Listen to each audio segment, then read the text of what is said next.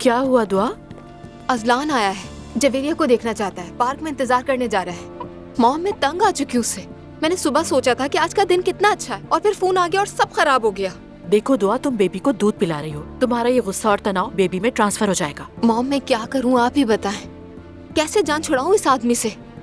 काश ये तलाक का मामला हो जाता। तुम्हें लगता है मामला तलाक से खत्म हो जाएगा? ऐसा नहीं होगा दुआ। देखो, मेरा मकसद तुम्हें दुख देना नहीं है, लेकिन मैं सच कह रही हूँ तुमसे। अब समझ में आया तुम्हें कि मैं शुरू से इतनी कोशिश क्यों कर रही थी।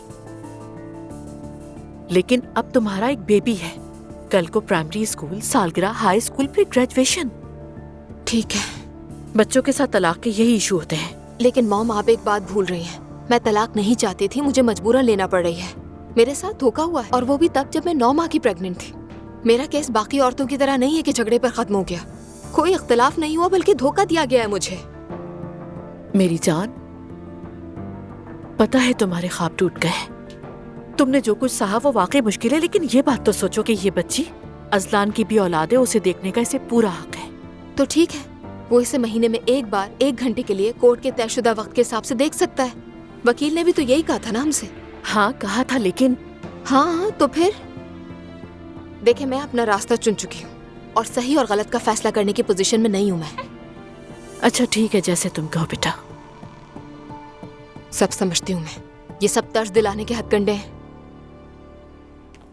क्या आप जवेरिया को ले लेंगी? क्या हुआ, कहाँ जा रही हो? मैं उसे औकात बताने जा रही हूँ।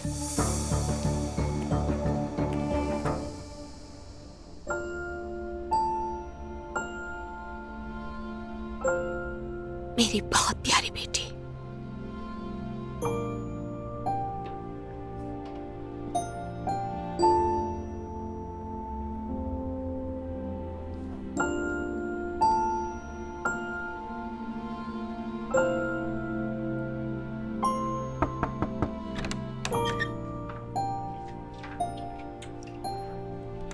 सो गई है? जी अभी सोई है। लगता है तुम्हारी असलान से अच्छी बात नहीं हुई। तुम्हारी नानी के सामने पूछना नहीं चाहती थी। ओ मॉम, उसके साथ आज तक क्या अच्छा हुआ है। दुआ बेटा, तलाक का अमल बहुत मुश्किल और परेशान कुन होता है। मैं भी इससे गुजरी हूँ और अब तुम फेस कर रही हो। इससे भी ज्यादा मुख्तलिफ चीजें झेल रही हो। सब गुजर जाएगा। मॉम, क्या मैं जवेरी के साथ नाइंसाफी कर रही हूँ? मैं इसे इसके बाबा से नहीं मिलाती और ना ही कभी मिलाऊंगी, लेकिन ऐसे भी जाहिर नहीं कर सकती जैसे कुछ हुआ ही नहीं। देखो बेटा, तुमने बहुत सी तकलीफें उठाई और अब तुम चाहती हो कि उसे भी तकलीफ हो। बिल्कुल मॉम, लेकिन क्या मैं बुरी इंसान हूँ बताएं? दुआ बेटा, ये इंसानी जज्बात है, इसलिए अभी सही या गलत के बारे में सोचना छोड़ दो। समझो, तुमने तकलीफ उठाई है, जो दिल चाहे करो। ऐसा करो कि कुछ अंदर जमा ना हो। कहीं ऐसा ना हो कि वक्त के साथ ये रोग में ना बदल जाए बेटा। मेरे जहन में क्या कुछ आता है मैं आपको बता नहीं सकती।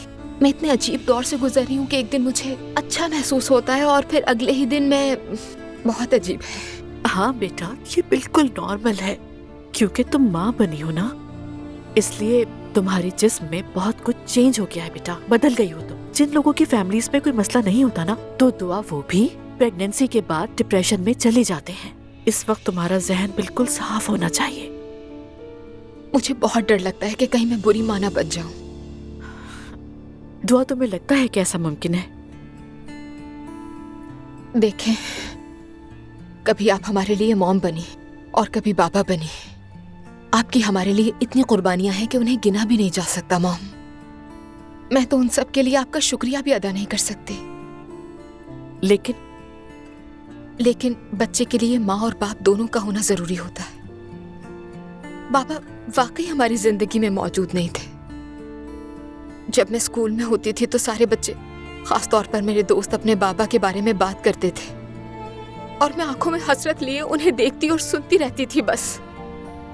क्या कोई बच्चा इस बात का कभी किसी से जिक्र कर सकता है कि उसका बाप माँ से लड़ाई करता है? मैं चाहती थी कि मेरे बाबा मेरे साथ हों ताकि मैं उनके साथ अच्छा वक्त गुजारूं, उनसे अपनी दिल की हर बात शेयर कर सकूं। और इसीलिए मैं अब बहुत डरती हूँ कि कहीं जवेरिया में मुझ जैसी महरूमियत पैदा ना हो। मतलब मेरी वजह से तो बिल्कुल भी नहीं हुआ ऐसा। सुनो दुआ, वालदैन बनना कुर्बानी मांगता है बेटा। हाँ, लेकिन तुम्हें सबसे पहले अपने बारे में सोचना होगा। यहाँ तक कि हवाई जहाज में हंगामी सूरत हाल में तुम पहले अपने लिए ऑक्सीजन मास्क लगाती हो। तुम ठीक रहोगी तो तुम्हारा बच्चा भी ठीक रहेगा। ठीक है, अभी इन सब बातों के बारे में नहीं सोचो। दुआ, मैं नहीं चाहती कि तुम अकेली अदालत में जाओ। अकेली का क्या मतलब है? मैं जा तो रही हूँ उसके साथ। तुम गवाह हो, ये बात अलग है। मगर दुआ आपा, हम आपके साथ क्यों नहीं आ सकते? हो सकता है अदालत में गैर जरूरी तनाव हो और मैं उसे बर्दाश्त नहीं कर सकती अभी। मेरी जान, ये बिल्कुल गैर जरूरी नहीं है। यूँ सोचो कि आज तो सबसे ज्यादा तनाव होना चाहिए। मैंने अजलान से बात की है, हम नहीं चाहते कि कोई हो। क्या नायला भी आ रही है? उसने कहा था वो आएगी, इसलिए मैंने दोबारा नहीं पूछा। बेहतर है कि नायला को भूल जाओ बेटा। फिर से शुरू हो गई। मॉम, उसने वादा किया था हमसे। अरे तुम नायला के एक लफ्ज पर एतमाद नहीं कर सकती। वो अपने देवर के खिलाफ गवाही कैसे दे सकती है आखिर, खास तौर पर जब वो उसी घर में रहती हो। तुम्हारी नानी बिल्कुल ठीक कह रही है। मुझे भी नायला पे भरोसा नहीं है, बहुत ही कंफ्यूज औरत है वो। सच कहूँ तो मुझे भी उन पर भरोसा नहीं है। मैं वाकई अभी इन बातों के बारे में नहीं सोचना चाहती। मेरी ख्वाहिश है कि ये मुकदमा आज ही खत्म हो जाए। उम्मीद तो है दुआ, उम्मीद है। लेकिन मॉम, आप तो ना उम्मीद लग रही हैं। मुझे भी नहीं लगता कि केस एक हियरिंग में खत्म हो जाएगा। हाँ, आप लोग भी ना यार।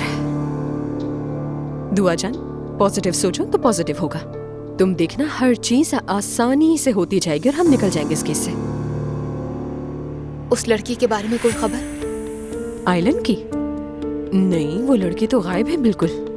वो यकीनन असलान से डर गई होगी। बिल्कुल। अजलान तो पहले ही उसे पैसे देता था। अब उसने शायद अदालत में गवाही ना देने के लिए भी दौलत लुटाई होगी। ठीक है, हमें उससे फर्क नहीं पड़ता। हम हक पर हैं और हम ही जीतेंगे। देखेंगे। हालांकि दूसरी तरफ को बखूबी मालूम है कि गैर मिजाज ऑडियो रिकॉर्डिंग को सबूत के तौर पर पेश नहीं किया जा सकता, फिर भी वो इसरार कर रहे हैं। हमें यहाँ किसी पोशीदा मकसद पर शुबा है। उसे पहले ही मुस्तरद कर दिया गया है। मोहतरमा दुआ, क्या आप तलाक पर इसरार कर रही हैं? क्या आप वाकई ऐसा चाहती हैं? जी, मैं तलाक चाहती हूँ। मेरी बेटी की तहवील के अलावा दूसरे फरीक से मेरा कोई मुतालबा नहीं है और मेरा इनके साथ बखुशी दोबारा जिंदगी गुजारना बिल्कुल मुमकिन नहीं है। और आप?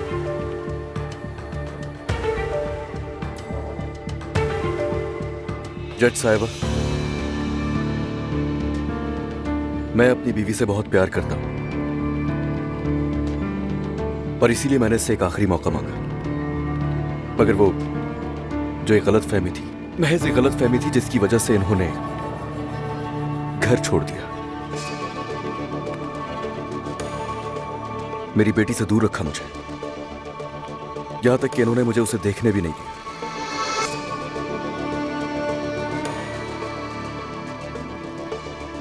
देखिए, मैं तलाक नहीं दूंगा क्योंकि मैं अपना घर वापस चाहता हूं। मैं वो इंसान हूं जो सिर्फ अपनी बीवी के लिए जीता है, और मुझे अपना खानदान वापस लाने के लिए जिस हद तक जाना पड़ा मैं जरूर जाऊंगा। बस मुझे और कुछ नहीं कहना।